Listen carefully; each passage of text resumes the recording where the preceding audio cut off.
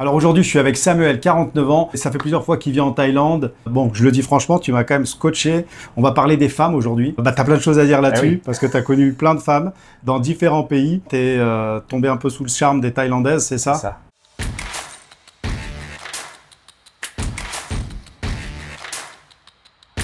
Tombé sous le charme des Thaïlandaises. En fait, je suis venu ici il y a 16 ans déjà. Ici, il y a beaucoup de respect des gens déjà. J'adore le bouddhisme, j'adore le sourire thaïlandais, les massages, les fruits, plein de choses, le service en Thaïlande et les femmes. Et je me suis rendu compte que ici, je plaisais beaucoup. Ce qui est un petit peu différent de l'Europe. Et que les femmes réagissent différemment ici quand on leur parle bien. J'ai plein d'expériences à raconter, donc je sais pas par quoi commencer. T'avais plus du tout de relation avec aucune Française? Alors, moi, ça fait 15 ans à peu près que les Françaises, c'est terminé pour moi. Quand j'habitais sur Nice, je draguais des étrangères. Donc j'allais voir des Russes, j'allais voir des Lituaniennes. Quand j'entendais parler anglais ou parler russe, j'y allais, puisqu'en fait j'ai un passif en Russie, je suis allé 9 fois en Russie, et j'ai vu des femmes très très bien. Encore une fois, loin de tous les a priori qu'ont les Européens, savoir ce sont toutes des prostituées. Non, ce ne sont pas toutes des prostituées, il n'y a pas 60 millions. En fait, tu vois, pour moi, le cliché de la Russe, j'adore le champagne. Voilà, tu vois, ok. c'est ça que j'ai de la Russe. Ok, mais moi je suis allé à Saint-Pétersbourg plusieurs fois parce que c'est une ville que j'adore. Et j'ai rencontré des femmes comme ça, à qui j'ai dit non, à qui j'ai dit bye bye. Comme en Thaïlande, il y a des femmes qui sont des freelances, il y en a. C'est vrai, il y en a, il faut dire la vérité. Bien sûr. Comme en Europe, en France, à Nice, je parle de la ville où je vis, il y a des femmes qui sont des profiteuses et qui veulent des hommes riches, ça existe. Et c'est pas que des étrangères, il y a beaucoup de Françaises aussi qui le font. Par contre, moi les femmes que je rencontre, ce ne sont pas ces femmes-là. Les femmes, la personne que je veux, ce n'est pas cette personne-là. C'est une femme qui justement va répondre à mes attentes, qui travaille, qui peut prendre soin aussi de son homme quand il le faut, qui peut faire un cadeau à son homme. Il n'y a pas que l'homme qui va payer, l'homme participe bien sûr à hauteur de son salaire, de son budget, mais c'est pas ce que j'ai vu ici, et c'est pas ce que j'ai vu en Ukraine, en Russie, en Lituanie. Moi je suis dans beaucoup de pays à l'Est. Donc on va surtout parler des Thaïlandaises ici. Chacun a ses besoins en termes de femmes. Chacun aime les femmes différemment. Moi, j'aime bien les femmes classe, les femmes qui sont sexy, les femmes qui prennent soin de leur homme, les femmes qui peuvent cuisiner, les femmes qui peuvent ranger, qui adorent leur homme. Alors, ce qui est bien, c'est que en fait, tu t'assumes un peu clairement qui tu es, au risque de passer un peu, tu vois. Là, quand je t'entends parler, on parle franchement. Hein. Comme je t'ai dit, on va parler franchement. Quand tu parles comme ça, les gens ils peuvent peut-être se dire, ouais, ça va, le macho, ou si on a des femmes, elles vont se dire, qu'est-ce que c'est le gars, en fait, je veux pas être sa boniche, quoi. Tu sais très bien que les Thaïlandaises, moi, ce que j'ai vu chez ma compagne, j'ai vu une femme qui, je lui demandais rien du tout. Elle me faisait la cuisine, c'était comme au restaurant thaïlandais. Ouais. Dans l'appartement, tout était rangé, tout était nickel. Une femme classe, une femme qui parle bien. Pour la mienne, elle ne fumait pas, elle ne buvait pas. Elle adorait les fruits, elle adorait les légumes, tout ce que j'aime. Donc, à l'opposé, désolé pour les Françaises, mais c'est ce que j'ai vu. J'ai eu des relations françaises, j'en ai pas eu une ou deux, des Françaises. Je voyais tout l'inverse. Ici, moi, j'ai vu des femmes différentes. Voilà. Et j'en ai dragué des différentes aussi, puisque je suis quelqu'un qui aime parler aux gens. J'aime draguer dans la rue, j'aime parler aux femmes. Tu m'as scotché un peu, tu m'as surpris parce que tu arrives à faire quelque chose que moi, je suis incapable de faire. Mais en fait, tu m'as dit que t'abordais facilement les femmes. T'arrivais à récupérer plein de contacts. Ouais. Je vois des hommes qui sont attirés par des femmes, ce qui est normal, qui les regardent, qui leur font un sourire. Rien ne se passe. Il faut y aller, il faut parler. Donc, ce que je fais, c'est assez simple. Je vais juste aborder la personne, je la respecte, je lui parle, je me présente, je lui demande qui elle est, d'où elle vient, ce qu'elle fait dans la vie. J'essaie d'avoir de l'humour. Et quand je vois qu'il y a vraiment quelque chose qui se passe, je demande un numéro. Et c'est vrai qu'ici, sur Bangkok, quand je l'ai fait, on va dire pendant quelques heures, j'avais pas mal de numéros.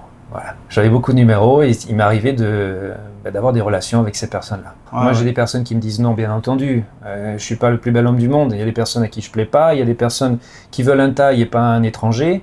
Ensuite, il y a des personnes qui ne parlent pas anglais. Moi, les personnes que j'ai rencontrées, elles ont tout un travail.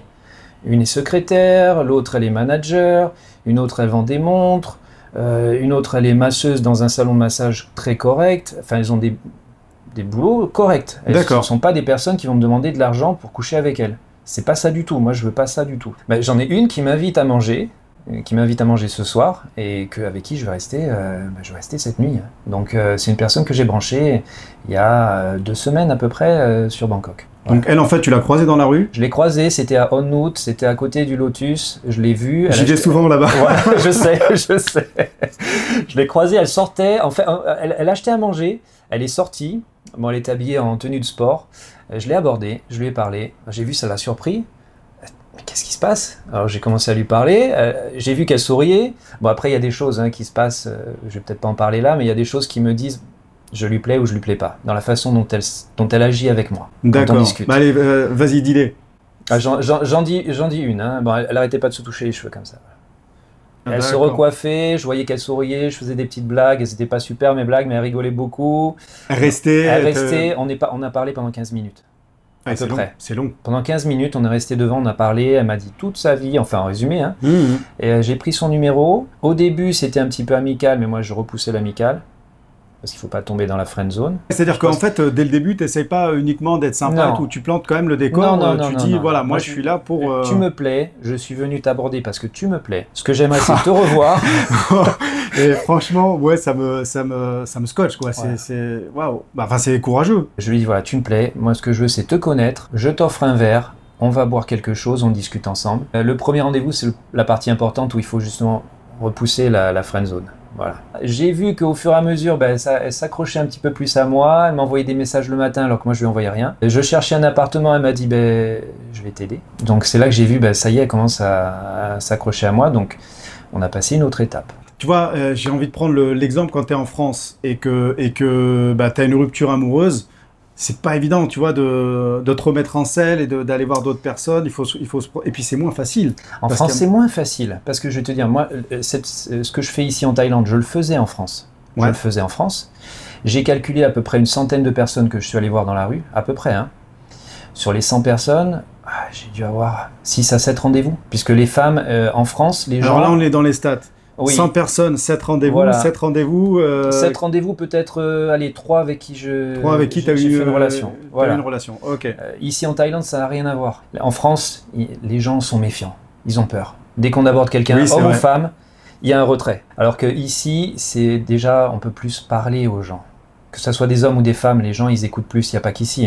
Je te disais, en Russie, en Ukraine, en Lituanie, les gens, il y a des pays où les gens, ils aiment discuter. Ils n'ont pas peur. Donc, c'est vrai qu'ici, parfois, il m'arrivait on va dire tu veux qu'on parle de chiffres un peu? Allez, ouais, comme ça permet de bien comparer. Souvent, dans mes vidéos, je compare la France et la Thaïlande. Donc, là, on y va. On parle de chiffres. De draguer, par exemple, 20 nanas. Sur les 20, il m'arrivait d'avoir quand même 10 numéros. Ouais, donc t'as 50%, quoi. Ouais. On passe de 7% à 20%, 3 fois plus. Ouais, parfois même un peu plus. Comme je te disais, il y a des jours où je draguais par exemple 5 personnes, j'avais 5 numéros. Ok. Voilà. 5 numéros, ce qui ne veut pas dire que je les rencontrais toutes les 5. Puisque derrière, il y a des personnes qui donnent leur numéro et qui veulent rien. Parce qu'ils ne veulent pas dire non. Voilà, ça fait partie de leur culture. Ils n'aiment pas dire non, donc ils te disent oui, donne le numéro, mais après... Ou te trouvent sympathique, ils te laissent un numéro et puis il ne se passera rien. D'accord. Voilà. Mais c'est vrai que quand tu en as, disons, 10, 20, 30, dans ce 10, 20, 30, effectivement, il y a des personnes que tu vas revoir. C'est pour ça que je te disais, le premier rendez-vous est important parce que c'est là qu'elle te juge, entre guillemets. Et donc, parmi toutes les femmes que tu as rencontrées, justement, tu as rencontré... moi, c'est ce que j'essaye de vouloir montrer ici. Il faudrait peut-être que j'ai un peu plus ton courage pour aller aborder des Thaïlandaises et essayer d'avoir des témoignages.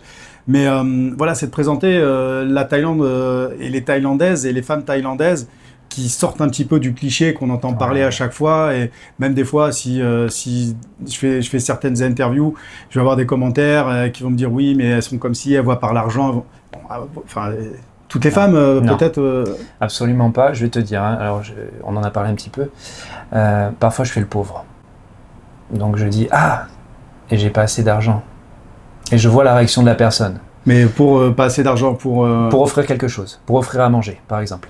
D'accord. Voilà. L'exemple, c'est mon premier rendez-vous, j'offre jamais un restaurant au premier rendez-vous, toujours boire un verre. Le deuxième rendez-vous, j'offre un restaurant, c'est possible.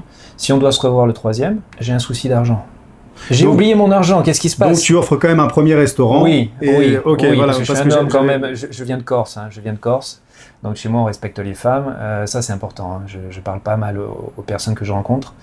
Mais moi je me suis fait inviter par les personnes que j'ai abordées. Elles m'ont invité, certaines sont même venues chez moi, on a commandé sur Grab, l'application Grab. Elles ont payé. Voilà, donc j'ai dit merci, puisqu'on est dans une société où, moi ce que je recherche c'est une femme qui travaille. Je veux pas... bon, entretenir... J'avais une ex, j'offrais tout, c'était bien, mais je pense que c'est pas la personne que je veux. Je parle pas au niveau sentiment, hein, parce que j'ai encore des sentiments pour elle. Moi j'aimerais une femme qui travaille, une femme qui peut investir un petit peu dans le couple. Si on a une famille ensemble, je suis pas tout seul. Je mets plus, oui, parce que j'ai plus. Si j'ai plus, hein, parce que j'ai rencontré, comme je te disais, des femmes. Il y en a une qui gagne 100 000 bahts par mois. Ça fait quoi ça fait 2500, hein, ouais. 2500 net par mois. Donc non, moi je me fais inviter par des personnes au restaurant, par des femmes qui m'invitent au restaurant. Loin de là, on n'est pas sur la prostitution, on n'est pas sur ce genre de personnes-là. Donc ça c'est important, je voulais le dire, parce qu'en fait pour la Russie, pour les pays de l'Est, c'était pareil, j'entendais ça sans arrêt. Soit par des personnes qui voyageaient jamais, soit par des personnes qui voyageaient mais qui allaient voir que des prostituées. Oui, donc forcément, t'es faussé, quoi. Là, c'est pas la vraie vie, quoi. Alors moi, tu sais, dans mes vidéos, j'essaie d'être le plus transparent possible, sans tomber, tu vois, dans la télé-réalité ou dans le voyeurisme. Mais j'essaie d'être le plus transparent possible, y compris sur ma situation. Et ma situation sentimentale, comme j'ai dit déjà, moi aussi, c'est vrai que j'ai quitté la France et je voulais voir d'autres cultures au niveau des femmes et connaître d'autres femmes. Tu m'as proposé de venir avec toi. En fait, quand il m'a dit mais je vais accoster les femmes comme ça à la sortie du BTS ou dans les magasins, et je lui ai demandé mais comment tu fais, enfin c'est pas évident, faut quand même avoir du courage. Et il m'a dit si tu veux tu viens avec moi, je te montre. Donc ce qu'on va faire c'est que on va y aller tous les deux et je vais le filmer en train d'aborder des Thaïlandaises pour les abonnés qui nous regardent et les hommes. Donc je parle souvent, c'est vrai qu'il y a pas mal de cœur brisé aussi, un peu, tu vois, ta situation, la mienne, on vient ici, on n'est pas des pervers, on passe pas notre nuit dans les go-go bars, on passe pas notre temps à vouloir aller voir des freelances, tu vois, on est vraiment dans le truc d'essayer de trouver une femme et j'ai envie de dire un peu une vraie histoire, une vraie histoire, une vraie relation. Après, comme tu fais toi, c'est pas évident parce que le plus dur en fait, c'est d'arriver à rejeter, de te prendre des râteaux. Et voilà. Tu vois. En fait, tout le monde en prend, hein. Ça c'est normal. Moi je me revendique pas le plus bel homme du monde parce que c'est faux. Je prends beaucoup de râteaux, c'est vrai, mais ce qu'il faut c'est rebondir. Ce qu'il faut c'est pas les prendre pour soi, parce que peut-être que la personne, comme on disait tout à l'heure, elle préfère les tailles. Peut-être qu'elle est avec quelqu'un. Peut-être qu'elle est freelance, ça m'est arrivé, hein. J'ai dragué des nanas, elles me disaient je suis freelance. Et elles te le disent Pas tout de suite, pas tout de suite, parce que je parlais avec elles, donc je leur disais tu es magnifique, tu me plais, qu'est-ce que tu fais dans la vie? Bien sûr moi je veux savoir ce qu'elles font dans la vie, puisque ça m'intéresse d'avoir une personne qui travaille, comme on disait tout à l'heure, une personne active, et elle me disait là je vais au travail. Il était 8h30 ou 9h du soir, je dis, au travail à 9h du soir, dans un bar, oui. J'ai dit d'accord, donc là je laisse tomber. D'accord. C'est pas ce que je recherche. Mais évidemment, je prends des râteaux, mais ce qu'il faut, c'est rebondir. C'est pas rester sur le râteau, parce que le râteau, ça veut dire que je lui plais pas, qu'elle est prise, qu'elle est freelance, qu'elle préfère les tailles. Il faut pas rester là-dessus, il faut rebondir. Ouais, faut pas le prendre pour soi, comme tu dis. C'est pour ça, quand on le fera ensemble, tu verras. Moi, je serai là pour te donner des petits conseils. Alors, quand on le fera ensemble, alors là, je sais pas, là, il est en train de me lancer un défi. Moi, déjà, dans un premier temps, les premières vidéos, on y va tous les deux, et moi, je te filme. D'accord. On va faire ça. Ça marche. Après, pourquoi pas. D'ailleurs, vous pouvez peut-être me mettre en commentaire si vous aviez envie que je me prête au jeu. Vu que maintenant je suis célibataire, je peux peut-être essayer. Mais c'est vrai que ça va me donner... mais j'aime bien me lancer des défis, mais ça va vraiment me... Communication avec l'autre. C'est quelque chose que j'ai quasiment jamais fait. Non, je suis vraiment pas à l'aise avec ça.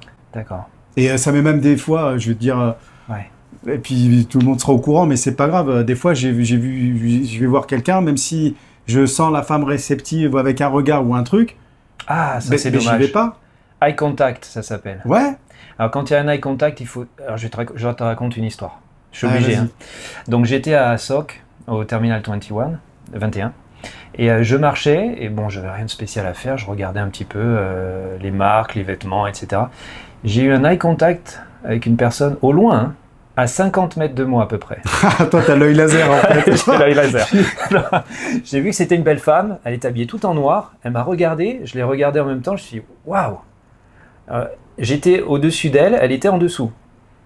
J'étais dans l'escalator. Je lui ai dit hop, je lui ai fait un signe. Attends, je lui ai fait comme ça. Elle a dit ok. J'ai fait le tour, je suis redescendu, je suis allé lui parler, j'ai pris son numéro. Elle travaille dans un magasin à Terminal 21. On a discuté un petit peu, elle m'a pas plu plus que ça. J'ai laissé tomber parce que j'avais d'autres personnes plus intéressantes pour moi. Pardon, hein, ça fait un petit peu playboy, mais c'est pas ce que je suis. Et j'ai laissé tomber, mais j'ai eu son numéro. Ouais. Tu vois ? Oui, puis elle était intéressée. Donc, elle était intéressée, elle me regardait. Donc je la regardais, on est resté peut-être 2-3 secondes comme ça. Donc en fait, le conseil que tu peux donner, c'est s'il y a quand même un eye contact, c'est un signal. Il faut y aller, il faut parler. Quand je l'ai abordée, elle rigolait beaucoup. Je lui ai dit, mais... Je te fais rire. Je te fais rire. J'adorais te voir, je te trouve magnifique. Tout simplement, elle m'a dit, wow, you are very handsome, tu me plais. Elle m'a dit, ouais, comme ça. Et on a parlé un petit peu, je lui ai dit qu'est-ce que tu fais, elle m'a dit je travaille, bon je ne dis pas le magasin, mais elle m'a dit qu'elle travaille dans un magasin en plus qui me plaît.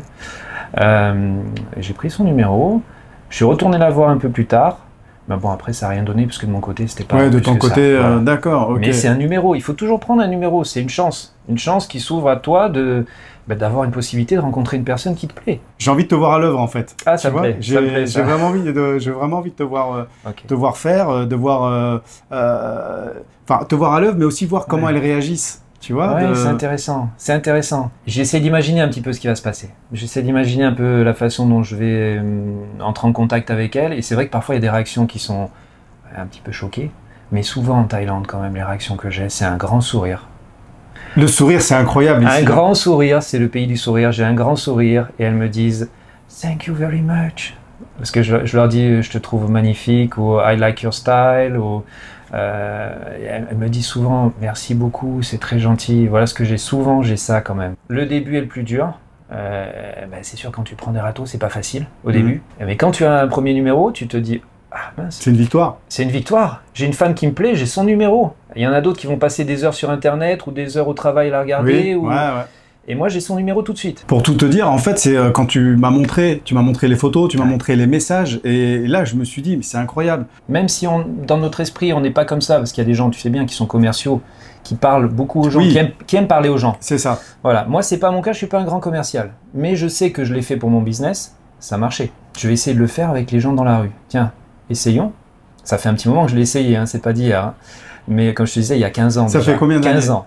Ça fait 15 ans, ouais, en fait, donc tu as 49 ans, à 35 ans, voilà, tu t'es dit, bon... À 34, 35, j'ai commencé, je l'ai fait en Russie, je l'ai fait en France, je l'ai fait dans d'autres pays, je l'ai fait ici en Thaïlande quand je suis venu, parce que c'est ma 8e fois ici, hein, en Thaïlande, et j'ai vu que, waouh, ça marche, je rencontre des personnes bien. Ce que je voulais aussi te dire, c'est que j'ai rencontré des personnes mais qui n'ont jamais eu des hommes qui venaient leur parler comme ça.